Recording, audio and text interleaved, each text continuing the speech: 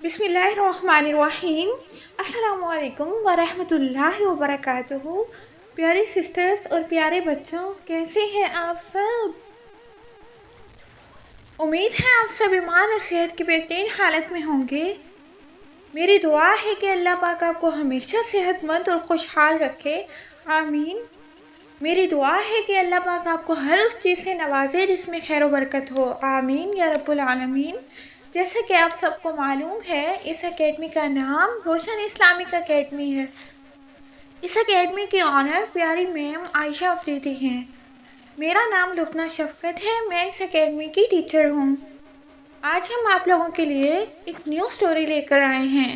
उम्मीद है आप सबको स्टोरीज पसंद आ रही होंगी। आइए स्टोरी स्टार्ट करते हैं। आज का टॉपिक है हज़रत सुलेमान अलैहिस्सलाम और मलिका सबा की स्टोरी। इस स्टोरी में एनिमल्स, बर्ड्स और जिन्नात का जिक्र है। आइए अपनी स्टोरी स्टार्ट करते हैं। हज़रत सुलेमान अलैहिस्सलाम हज़रत दाऊद अलैहिस्सलाम के बेटे थे। वो अपने वालिद के बाद बनी इसराइल के बादशाह बने। अल्लाह ताला ने हज़रत सुलेमान अलैहिस्सलाम को अपना नबी चुन लिया। उन्हें जानवरों, परिंदों और जिन्नों की ज़ुबान समझने का मौका दिया। यानी हज़रत सुलेमान अलैहिस्सलाम इंसानों के साथ साथ जानवरों, परिंदों और जिन्नों की ज़ुबान भी समझ लेते थे। एक दफ़ा हज़रत सुलेमान अलैहिस्सलाम ने मुल्क के सब परिंदों को अपने पास बुलाया। हुदहुद के सिवा सब परिंदे आ गए। थोड़ी देर बाद हुदहुद भी आ गया। इसने बताया कि जनूब में एक मुल्क है सबा, वहाँ एक मलका हुकूमत करती है। वो मलका और इस मुल्क के लोग सूरज की पूजा करते हैं। अस्तगफिरुल्लाह, सूरज को खुदा मानते हैं, उसकी इबादत करते हैं। हज़रत सुलेमान अलैहिस्सलाम ने हुदहुद को हुक्म दिया कि उनका खत इस मलका को दे आए।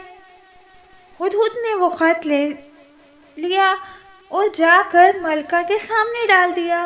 मलका ने इसे खोलकर पढ़ा। हज़रत सुलेमान अलैहिस्सलाम ने हुक्म दिया था कि सूरज की पूजा छोड़ दो, एक अल्लाह ताला की इबादत करो। इस पैगाम से मलका फिक्रमंद हो गई। इसे फिक्र हुई कि हज़रत सुलेमान अलैहिस्सलाम कहीं इसकी हुकूमत ख़त्म न कर दें। इसने अपने एलची को हज़रत सुलेमान अलैहिस्सलाम के पास भेजा ताकि इन्हें दौलत पेश करे। हज़रत सुलेमान अलैहिस्सलाम ने इसकी दौलत लेने से इनकार कर दिया। एलची ने वापस जाकर मलका को बताया कि हज़रत सुलेमान अलैहिस्सलाम दौलत लेना नहीं चाहते। वो तो पैगंबर थे ना, किसी की दौलत लेकर कैसे उसकी बातों में आ सकते थे। ये सुनकर मलका खुद हज़रत सुलेमान अलैहिस्सलाम के पास आने के लिए चल पड़ी। हज़रत सुलेमान अलैहिस्सलाम ने जिन्नात को हुक्म दिया कि मलका का तख्त उठा लाएं।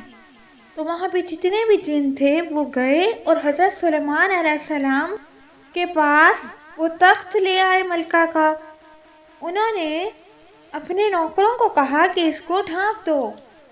जब मलका हज़रत सुलेमान अलैहिस्सलाम के पास पहुंची तो नौकरों ने इस तख्त से कपड़ा उठा दिया।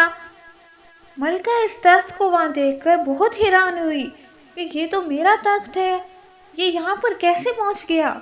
इसके बाद हज़रत सुलेमान अलैहिस्सलाम इसे महल में ले गए। वहाँ शीशे का फर्श था।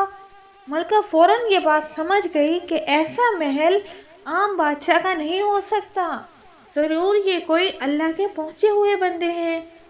अब मलका समझ गई कि सूरज सबसे बड़ा नहीं है, बल्कि सबसे बड़ा तो वो है जिसने हज़रत सुलेमान अलैहिस्सलाम को इतनी ताकत और इल्म दिया है। वही सूरज का भी रब है और वही हज़रत सुलेमान अलैहिस्सलाम का भी रब है। इसने फौरन कहा कि मैं अल्लाह ताला पर ईमान लाती हूँ। इस तरह मलका सबा ने सूरज की पूजा छोड़ दी और अल्लाह ताला पर ईमान ले आई।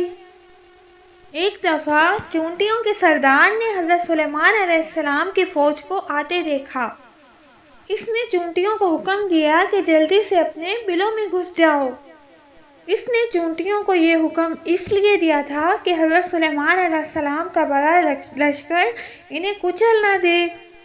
حضرت سلیمان علیہ السلام تو پرندوں، جانوروں اور چونٹیوں کی بات سمجھ لیتے تھے نا، تو انہوں نے چونٹی کی بات سن لی اور سمجھ لی۔ انہوں نے اپنی فوج کو احتیاط سے چلنے کا حکم دیا اور اللہ کے اس احسان پر بہت شکر ادا کیا کہ اللہ نے ان کو اتنی عقل اور سمجھ دی تھی کہ وہ سب کی زبان سمجھ لیتے تھے۔ آج کی سٹوری سے ہمیں یہ سبق ملتا ہے کہ ہمیشہ ہمیں اللہ تعالیٰ کی طرف سب کو بلانا چاہیے، اسلام کی دعوت دینی چاہیے، چاہے اس کے لیے ہمیں کچھ بھی کرنا پڑے۔ خود بھی نیک کام کریں، اللہ پاک کی عبادت کریں اور دوسروں کو بھی ہمیشہ اس کی تلقین کرتے رہیں۔ اسی سٹوری کے ساتھ مجھے دیجیے اجازت۔ السلام علیکم ورحمۃ اللہ وبرکاتہ۔